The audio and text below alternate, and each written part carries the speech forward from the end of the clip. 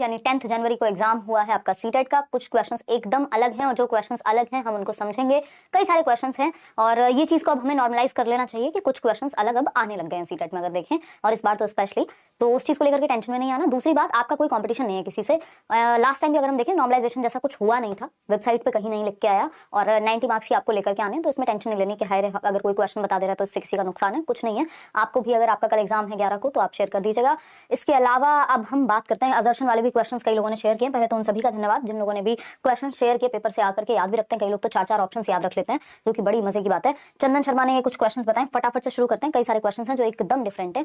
अगर फंस जाता है वो question as it is paper में तो बहुत ही अच्छी बात है, अदरवाइज तो जो आपकी कॉमन चीजें हैं, जो नॉर्मल चीजें हैं, वो तो आ ही रही हैं पेपर में। अगर अभी आप देखेंगे तो बार बार रिपीटेड चीजें, प्याजे हैं, वाइगॉस्की हैं, या जो आपका एनसीईआरटी समरी है ईवीएस की, उसके अलावा जो चीजें हैं, जैसे एक क्वेश्चन है दिल मांगे मोर, यह विज्ञापन वाक्य किसका उदाहरण है? इसको कोड स्विचिंग कहते हैं।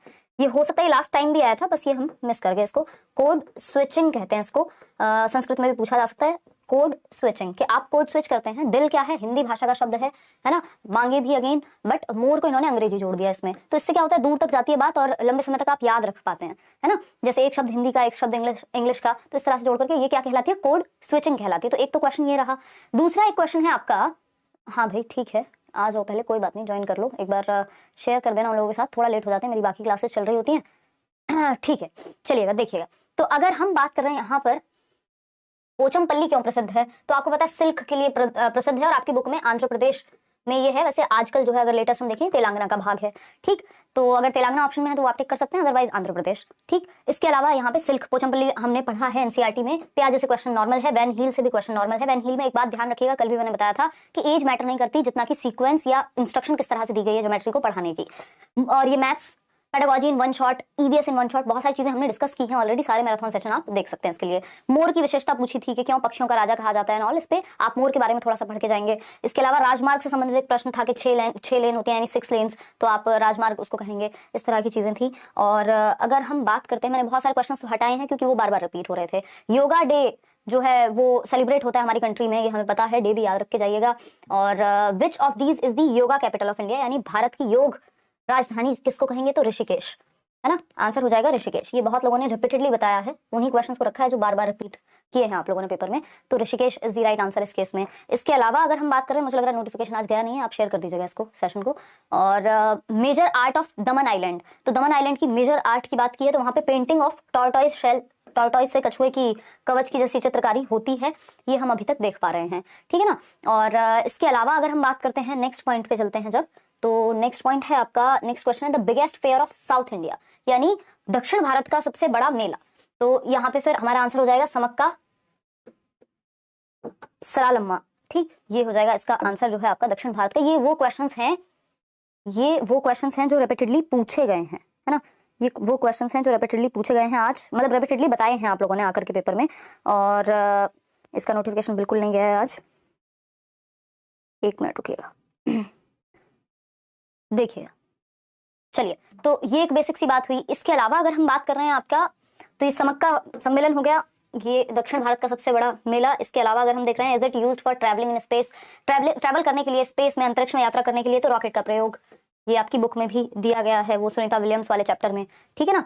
फिर आती है बात किसकी, फिर आती है बात आपकी, एक बच्चा है जो एक्सकर्शन के लिए गया है, घूमने फिरने गया है, उसने देखा कि जो रूफ है यानी घर जो है वो 3 से 3.5 मीटर की ऊंचाई पे बने हुए हैं, यानी 10 से 11 फीट की ऊंचाई पे बने हुए हैं। तो ये हमें पता है, ये असम में होता है ऐसा, क्योंकि बारिश वहां बहुत होती है, तो वहां पर ऐसे घर बनाए जाते हैं, ठीक है ना। टू द पॉइंट हम चल रहे हैं, जो डायरेक्टली पूछा हुआ है। फिर आता है आपका नेक्स्ट, आकलन का ध्येय क्या है, ये तो हमें पता है, कल भी बात हुई थी। आईक्यू की आलोचना इसलिए होती है क्योंकि लेबल करने के काम आता है लोगों को, कई बार असली एबिलिटीज नहीं बता पाता है। एमडी रोबेल ने ये क्वेश्चन भेजा है आपसे पढ़ने के बाद, कुछ क्वेश्चन को ऐसे बोलने का मन कर रहा था, हाँ पता है, डोंट टीच योर फादर। तो ऐसे भी लोग हैं जो इतने खुश होकर के आते हैं पेपर देखे। Once again thank you so much, धन्यवाद जी, जो भी आपका नाम है, एमडी रोबेल। चलिए, आकलन का ध्येय क्या होता है हम कर चुके हैं, ये आप एक बार इसको देख लीजिए। मैथ्स वाले क्वेश्चन है, मैथ्स हम डील नहीं करते हैं, बट ये मैं पीडीएफ भी शेयर कर दूंगी आपकी टेलीग्राम पे, ताकि आप ये जिनका पेपर बाद में वो पढ़ सकें इसको। जेडपीडी जो कॉन्सेप्ट है वाइगॉस्की का, वाइगॉस्की किस चीज पे फोकस करते हैं, तो सोसाइटी पे, कल्चर पे और लैंग्वेज पे। लर्निंग डिफिकल्टीज की बात हुई है। टीचिंग लर्निंग प्रोसेस में डाइवर्सिटी क्या है, एक एसेट है, एक रिसोर्स है ना। या तो एसेट आएगा ऑप्शन में या रिसोर्स आएगा, ठीक, क्योंकि डाइवर्सिटी मतलब अलग अलग तरह के बच्चे, तो ये अपने आप में एसेट या रिसोर्स यानी संसाधन है। जीन पियाजे स्ट्रक्चर ऑफ नॉलेज को क्या कहते हैं, तो स्कीमा कहते हैं, ठीक। एडीएचडी अगर किसी बच्चे को है तो बहुत देर तक टिक करके नहीं बैठ पाएगा वो।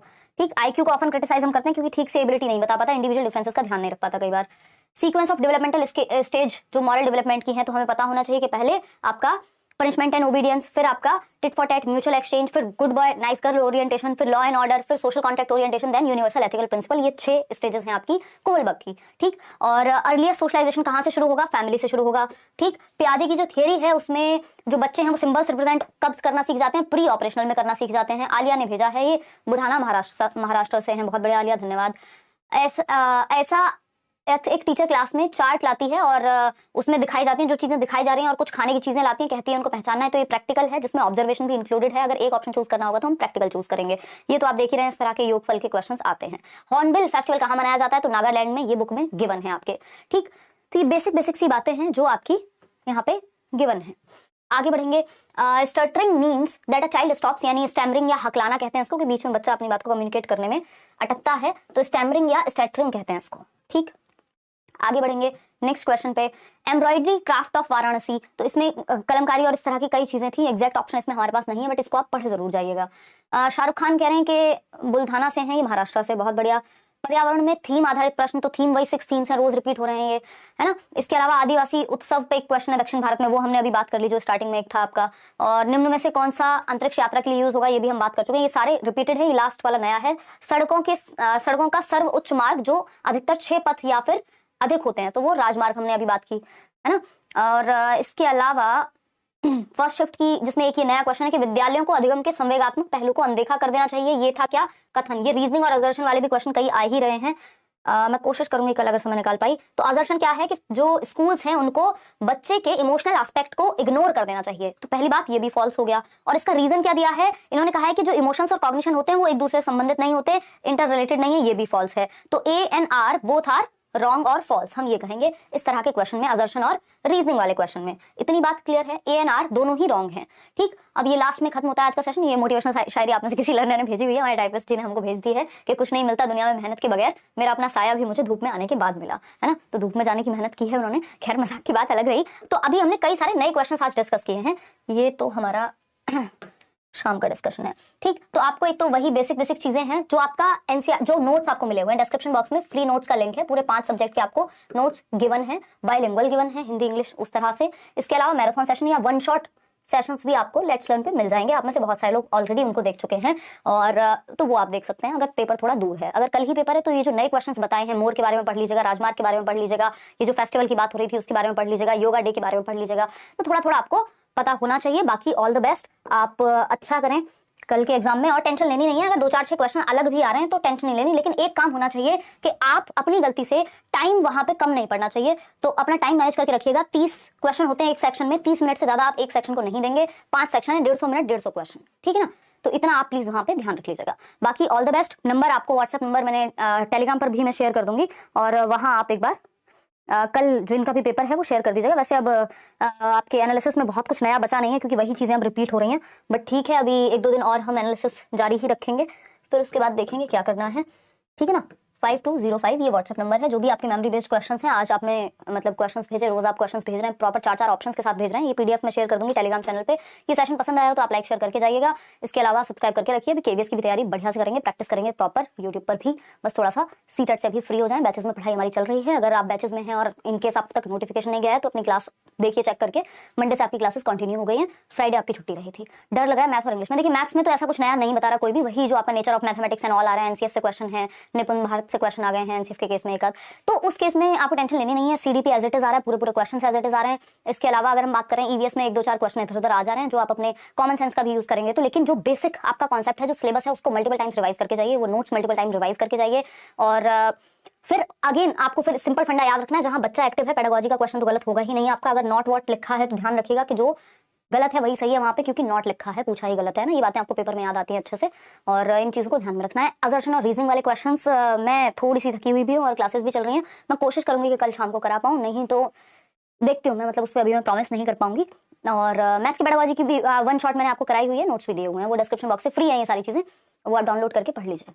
ठीक, चलिए ऑल द बेस्ट। कोई और बात हो आप कमेंट्स में बता दीजिएगा सेशन के बाद।